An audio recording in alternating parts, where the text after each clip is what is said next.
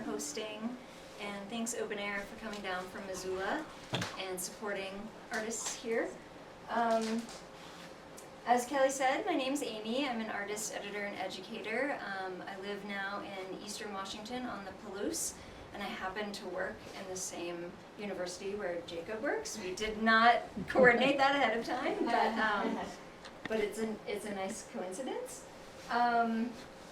I grew up in New England. I went to college in Virginia, and then after graduating college, I moved to California, and I've been out west for almost 25 years, mostly in California, but with stints like for graduate school in Idaho and for work in Washington. This is my first time in Montana, and I love it. Maybe you could make it less smoky next time I come, but I'm sure I will be back. Also, as Kelly said, as part of my bio, I have a background in creative writing and in environmental science, and kind of a long work history in conservation with the National Park Service. So all of that is reflected in my art and in my practice, mostly by using kind of repurposed materials or upcycled materials, but also in kind of the themes and the concerns that I bring to my work. I'm really interested in what's going on with the out of doors and how I'm processing that and how we're interacting with the environment. So you'll see some of that tonight. This residency really helped me develop a more artistic approach to book arts. Whereas before I had considered it a craft, which it is, but now I'm bringing a more conceptual orientation to it.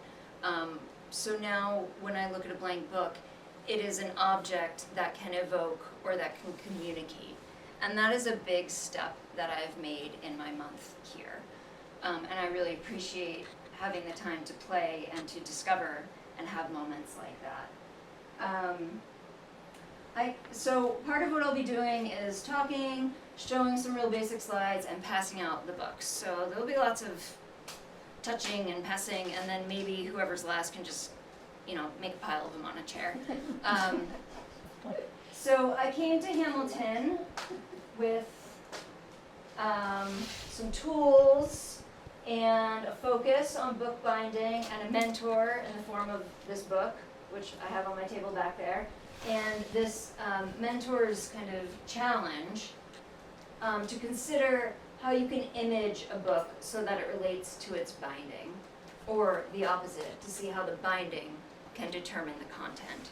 So thinking about the covers and the binding and the content in conversation with each other, and that was kind of the challenge I set for myself.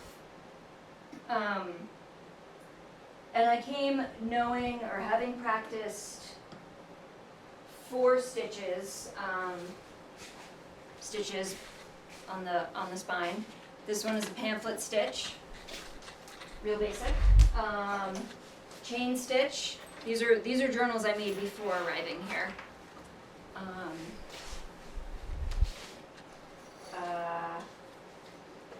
Coptic stitch.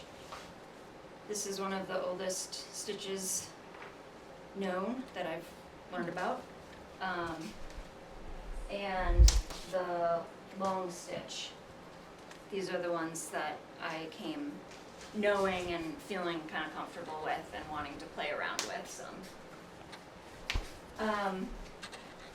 My first hike here was to Glen Lake, which is kind of an unassuming or maybe improbable first hike in the Bitterroots because it's not a valley, it's not along a river, and it's through a burn patch. So I was hiking through these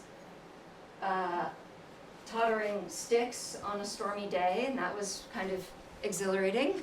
I was really taken by the sounds and the colors that I saw up there, the black and the muted gray and the green, and there was also bear grass in bloom, so there was a lot of white poofy things. I was also really interested in these trees that had tutus, which is just regeneration, but to me they looked like tutus.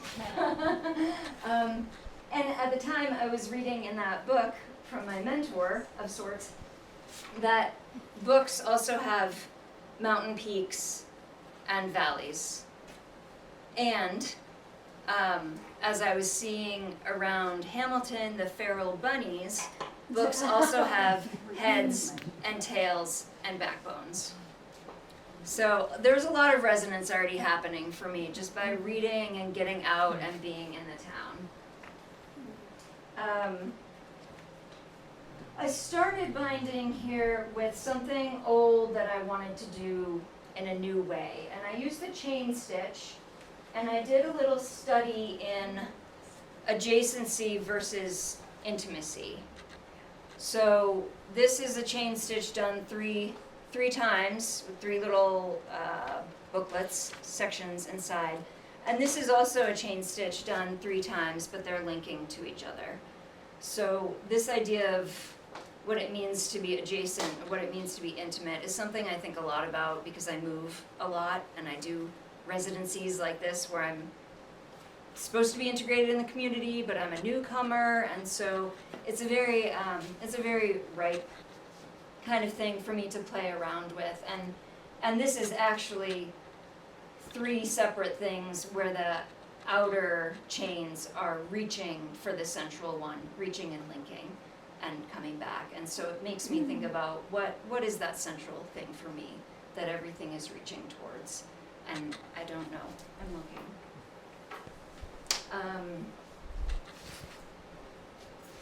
My next outing was to the Red Sun Labyrinth, which I think is outside of Victor, and it's gorgeous if you haven't been there. And it's an interesting task to go to a labyrinth because you are being asked to have your body in motion while you're steadying your mind. So I'm there, I'm trying to be contemplative, I'm trying to be creative, and all I can think about is the lavender in bloom and the bees that are feeding and all the different colored currants that are ready for me to eat right there around the labyrinth. And this question about this cow I saw on the drive there, about whether the cow is lonely or if the cow is satisfied. So on the drive there, I saw this rogue cow outside the fence and just nestled up to the fence with the rest of the herd huddled inside the enclosure. So they were like all together, but one cow just decided to get out and be on the outside. And on my drive back, that cow, that rogue cow, was replaced with a pickup truck and someone out there down on their knees, and the herd had been dispersed. So something happened in that hour or so. And on my drive back, I was inspired to create this, which is called the dos-a-dos format, with the pamphlet stitch. And it's an interpretation of a pair of horses I saw.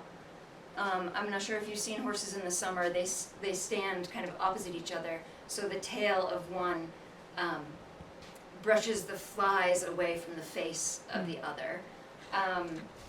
And this was really interesting to me. It's called Front and Back Are Irrelevant Terms. And that is an excerpt from Smith's book that I've been reading. Smith is talking about pages, how there is no front and back. This is the recto page, this is the verso page, and they have equal say. And so the book is an interesting object because it's one of, I think he makes the argument there are no other art forms, but it is an art form where something is always hidden, which is always revealed. So there's a lot of potential in that. And front and back are irrelevant terms when you think about all of the content that you can play with there. And like a labyrinth, the object's design regulates your experience of time through space. So here you think you're making your way through one book only to get to the end cover and have another book start again. So I'm really interested in that regulation of time through space. And that comes up, this little fold book was kind of a breakthrough for me. because it felt to me like a realization of that concept. How do we move through space and time?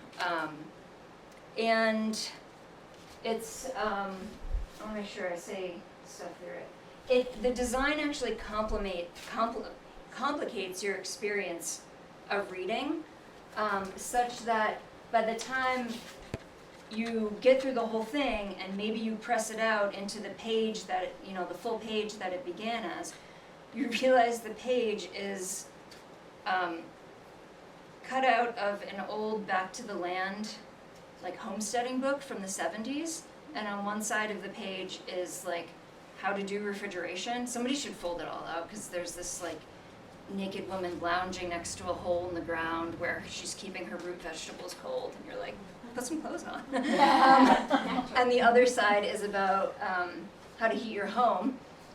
And once you get to that, you really have to think about, gosh, this little book was so maddening, and this information on this page is not even relevant to me. And it's really challenging you to think about what is your time to you? What is their time who made this, who discovered these things back in the 70s? What is their time to you? So that felt like kind of a breakthrough to me, even though it's a little silly. The same thing with this full book is the same design, and this one is I'm calling "Are We Doing This Again? Election Season." It's a calendar from 1976, commemorating 200 years of this nation. So the calendar has the dates from 1976. The pictures are from 1776, and we're doing it now in 2024 during an election season.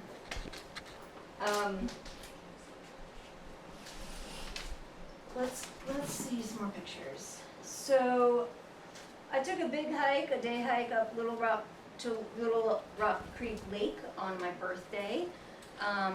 So I can tell you that what is better than cake and ice cream on your birthday are fresh huckleberries on a mountain trail. That I really enjoyed. I was alone at the lake, so I had a lot of chance to sit there and bear witness to what happens at the lake, which I did. And the more that I just sat and watched, the more that revealed itself to me. So like what I thought was algae on a log, when I looked closer, it was actually little gnats that had been stuck in the wetness. Or like the pebbles where the water met a larger rock. The pebbles were actually air bubbles. I think they were an egg mass. And then like a little stick under the water, sprouted a head and started walking because it was actually like a caddisfly. And there was a log, a log in the water that was bleached. It was, all the sun was pouring down on it. And when I first looked at it, it was just the log, which was beautiful. When I looked back, there was a gopher snake on it. And then I looked back and the snake was gone. I was like, okay, that snake just totally was gaslighting me. Like, I know I saw a snake there. So it was a very, very rich trip. And I had in mind this quote from Smith's book, that content is the process of coming to understand the essence of a blank book. So for 9 miles, I was really chewing, content is a process. And that just kind of blew my mind for the whole night that I was camped out at Lake Como, which I really enjoyed. I decided to try another fold format with Smith's caution, Smith, the author of my mentor, caution about pages and kind of thickness of paper and encountering swell, and that depending on swell of pages you can have your covers collapse. So that's what happened in my little book. If this were finished, if this weren't just a prototype but something I were going to develop more, I'd probably call it I Told You So. So this is called the Concertina. It's a kind of full book, accordion book. And I was motivated to try it again, and so maybe this is a kind of garden book, where I have a little envelope for storing seeds and then sections for you to write what you plan to plant, what you've planted, and what you harvest. And this is something I could see myself using, although it does also collapse, so I haven't figured that out yet.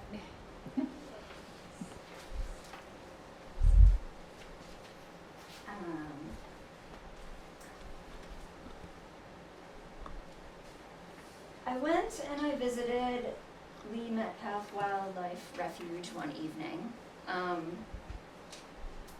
and time stopped there for me, as it does when you encounter something dramatic or like a moment of aesthetic arrest. And the site of the drama was this culvert and this bank with weeds on it. I know that looks very dramatic, but it conjures a nice little scene to me. And the characters in the scene were muskrat, weasel, nobody, then a weasel, then the weasel again, and then a crawdad that was going to be for dinner. Yeah. So, and I just sat here and I watched it, and it took my breath away because I'd never seen a muskrat before. So I saw a muskrat. Okay, now it's getting out of the water. I'm going to follow it. No, I can't follow it because now there's a weasel. And then everybody's gone, and I thought the show was over. And then the weasel came back, and he had something on his hands, and the thing in his hands had paws, I guess, had snappers, and I thought, wow, dinner time. Okay. So that was my experience, I think, until I made this pamphlet. This is a modified pamphlet for single sheets. So these sheets are not folded. And here I'm repurposing my nature journaling from the Labyrinth and some previously annotated pages from Walden and some pages from a really old illustrated field guide. So sometimes there are pieces, but you can't really understand more of a story until you see the pieces together. So that's kind of what I got from my visit to the refuge, and then how I kind of expressed it in this piece of art.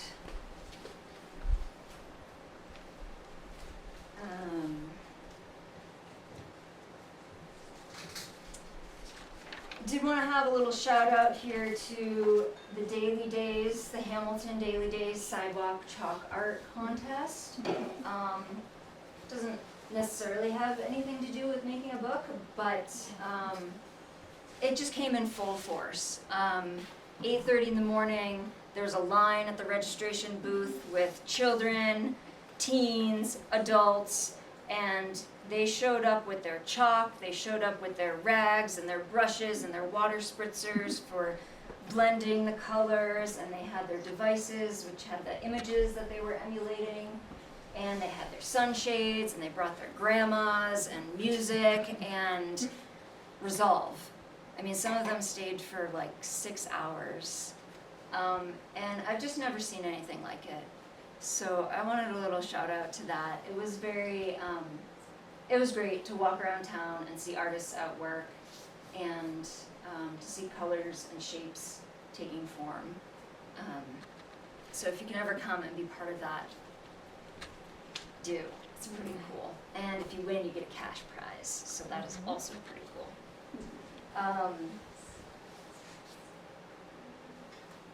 Yeah, I'll share, I think, 3 more. This is called Co-Memoration, and it was a book I made to help me process my visit to St. Mary's Mission in Stevensville, also known as Waters of the Red Osier Dogwoods at Wide Cottonwoods. It's a terrible picture, sorry. This is a French door format with pamphlet stitch, so it opens like French doors, and I've modified it so that there's some overlap that disappears as you turn the pages. So if you've been there, you will recognize some of these, but I'll pass this around. French door format is, Smith says, a really good way for exploring the logistics of movement. So which one goes first? Which goes second? Do they go together? Exploring the logistics of movement, which I just love for a place that has two fixed realities side by side, and a place where reckoning with the logistics of forced relocation is something you can't get away from. So it seemed like the French door format was going to work for me for this one. The concept and design came really quickly, but the construction is still a work in progress because I want to incorporate images, and I am not an illustrator, I'm not a photographer, so I don't feel like any images I put in there will do it justice. So it might need to be kind of a collaborative thing. I'm not sure what it needs to be, but it's helping me process that visit and kind of, again, those things, that adjacency, community, those ideas. Work in progress. This thing must expand. It will not stay closed. Is its openness a flaw? No. I hope not, because I'm an open person. I'm a sensitive person. I don't like thinking of myself as flawed. Smith says that this spring action is a spatial investigation. So, taking up space, what does that mean? How does that feel? How does that work? I'm not sure how to hold it. I'm not sure what to do with it. But I decided to sew this book using mushroom paper I made almost 20 years ago, that I've been holding precious in a drawer. Because mushrooms pop up and they spread in this underground in the spring, and they're part of a cycle, you know, a circle. Circle of seasons, the cycle of decomposition. So it just seemed like this book was kind of the embodiment of its name, Spring Action. And I think the last book I'll share is, what's I got on here? Yeah, is this. This is a stab. It's called Orientation. That's my name for it. It's a stab binding with tortoiseshell stitching, and that seemed to work for me, the tortoiseshell, because it was coming out of the familiar and this idea of surprise.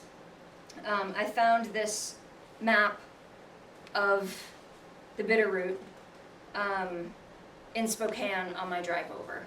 So I was very surprised to find it and very like, oh, I have to buy that. That's where I'm going. It's an old map. But, so this idea of coming out of your shell, and then the pages also do that. So it's really playing kind of overtly on space and time. You know, how those things expand, what regulates them, if not our reasoning.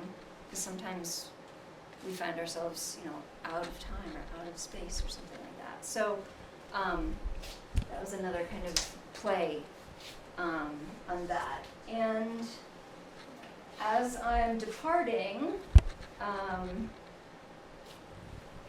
my studio sometimes looks like that.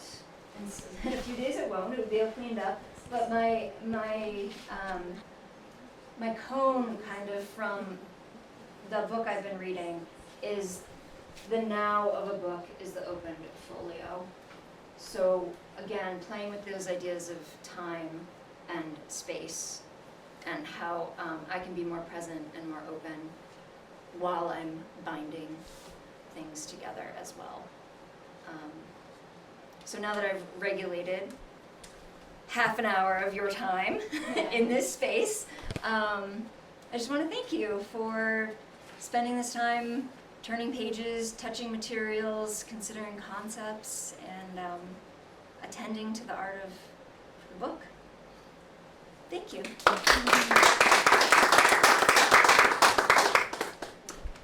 We do Q&A after or now? I think we can take a few questions if anybody. Any Has any? questions?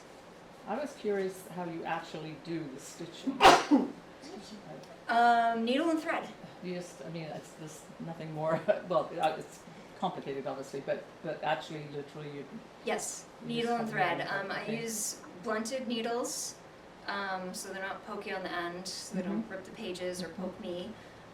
Or sometimes curved quilting needles for some of the stitches, and cotton or linen thread that I can show you at my table there, that I pull through beeswax, so waxed thread, and pull it through okay. beeswax. Are you selling these, or do you sell them here? I have some books for sale. I'm not selling the ones that I'm showing today. What's the process of making mushroom paper? Go collect mushrooms without anybody seeing you. It works better to use mushrooms that form conchs, so not like the little rubbery ones on the ground, but like the shelf mushrooms, so you peel them off. I can't remember if you blend them before or after you put them in the freezer to kill bug eggs. Then you blend them with water and it makes a pulp, like regular paper, and you take a screen that you pull through the pulp for a thin layer of mushroom guts. You don't mix it with like paper fibers or anything? That was not mixed with anything else, no. Yeah. Do you have a favorite stitch or bind that you have discovered during this process? One I haven't used at all while I've been here is the Coptic stitch, which is really versatile and really pretty exposed on the end. I like that one a lot. I didn't work with it here. It requires a lot of paper and a lot of time, and I was just busy kind of doing other things, but I think that might be my favorite. It's also the first one I learned, so it has a little special place in my heart. Okay, I have a second question. I find it very interesting that you have a writing background and I think like a writer, but you're working in this kind of other frontier for you, though it's dovetails with writing, but I find it fascinating. I don't see much writing going on in these. Can you speak to that?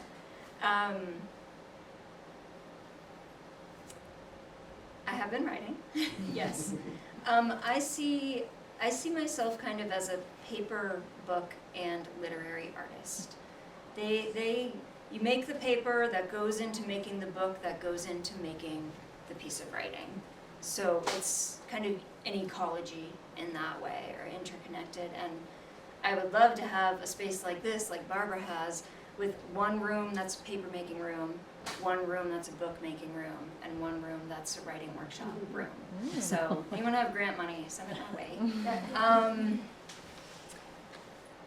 And I see those things. I mean, as a writer, I journal a lot, and I just go through journals like this and like this and like this and like this. And some years ago, I was like, maybe I should just make my journals instead of spending money on them. Although I love supporting other bookbinders, and I do often just keep buying the journals that I use.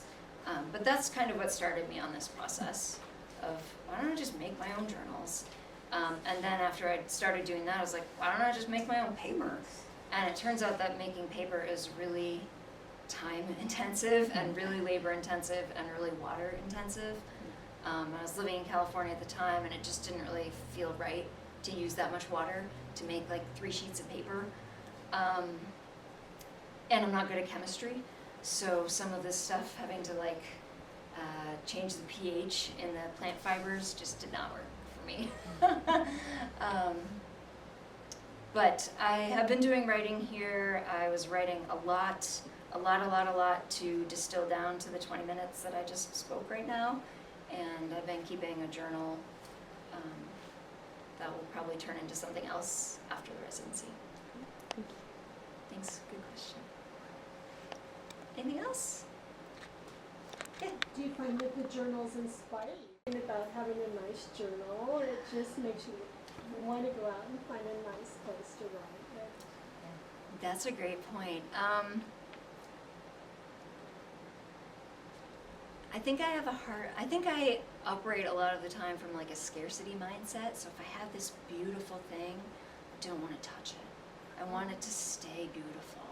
So writing in it, my messy writing and my arrows and my underlining, I handwrite everything, that's going to corrupt it. So I struggle with that sometimes, but I do have some journals that I'm really proud to have filled with my writing, because now there's a part of me in this beautiful object. So I have both journals that I really like, that feel like objects of art, and journals that I scrap together and, recycled papers just so I could make a mess of them. I hope you find something that you really like to write in. I also really like writing in journals that lay flat, so I'm always on a hunt for that, and that don't have spiral binding. I guess I am kind of picky. Anything else? Thanks for your time, everybody. Thanks, Amy.